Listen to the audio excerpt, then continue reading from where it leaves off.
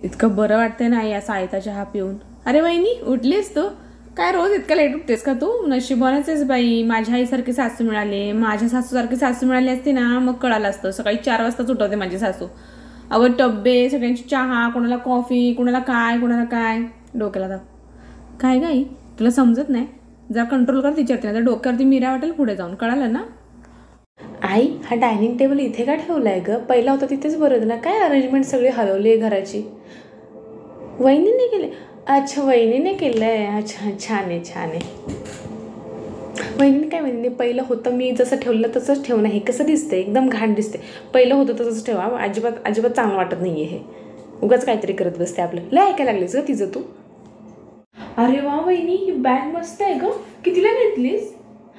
अच्छा, दादाने गिफ्ट केली तुला? नाही, छान आहे छान आहे. दादा बरंच काय काय गिफ्ट करायला लागलाय. नाही, मला पण घ्यायचा तो लग्नाच्या आधी. त्याच्या लग्नाच्या आधी मला तो कितीतरी ड्रेस, बॅग्स, कॉस्मेटिक सुद्धा गिफ्ट केलेत त्याने.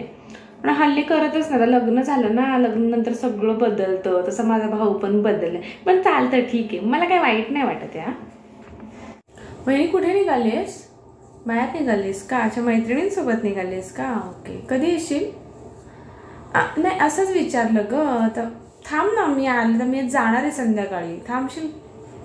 बरं, ठीक आहे, चालेल. बघितलं आई, ननंद आली, थांबली असते आजच्या दिवस तर काय बिघडलं असतं का? एवढं काय मैत्रीण कुठं पळून चाललेली का?